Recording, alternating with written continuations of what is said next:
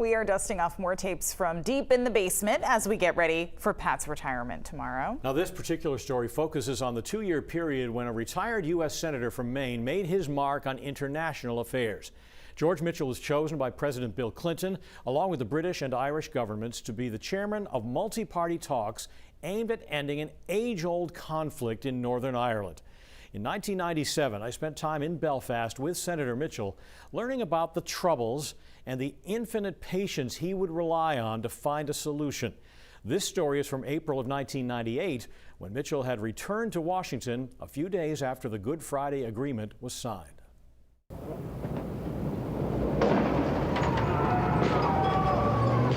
We are not here to negotiate with Sinn Féin, but to confront them and to expose their fascist character.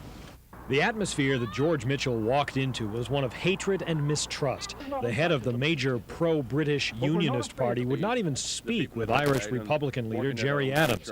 Mitchell's first task as chairman was to establish order and civility. I tried to create an atmosphere where reasonable discussion could occur instead of the name-calling, table-slamming, storming out the door that what passed over there for discourse over a long period of time. Mitchell quickly won people over, as I saw when I walked the streets of Belfast with him last year. I wish you well. You're a very brave man, and I hope you keep at it. Thank you very much. I appreciate it. They're really wonderful. They're very friendly. It's just they're not friendly to each other. But everybody else, they're terrific, and they were very warm to me. People on all sides praised Mitchell for his infinite patience and kindness. He says his 15 years in the Senate and 6 as majority leader helped him cope with the delaying, the obstruction, the endless speeches. But ultimately, he credits the values passed on by his parents here in Maine.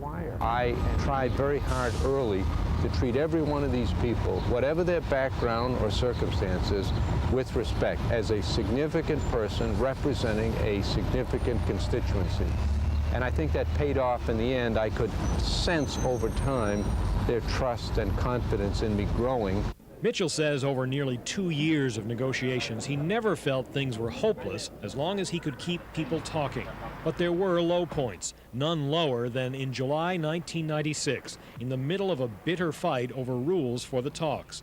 Mitchell's brother Robbie died in Waterville that weekend, but George could not go right home for fear that the process would collapse. And I'll never forget flying home that Monday night after we got the rules through. I was to attend and deliver the eulogy at my brother's funeral the next day, thinking that if it took this much to get agreement on a set of rules, how possibly could I ever get them to reach agreement on real issues? The process was physically demanding, too, with jet lag a more or less permanent condition. And time away from his law firm and his wife and now 6-month-old son was difficult. But the cause was worthwhile. The last 2 weeks were extremely tense as Mitchell set a deadline, and there would be no more procrastinating. The deal accepted on Good Friday establishes new governing bodies. Mitchell predicts there will be violence by extremists who want the agreement to fail.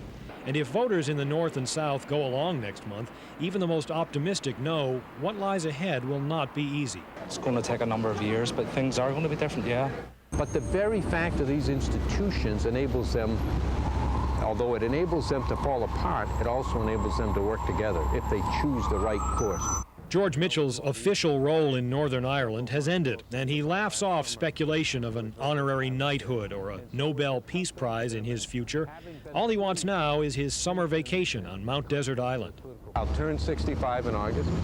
I have a young son. I'll have completed this assignment, and I feel like, for me, it'll be the best time I've ever had.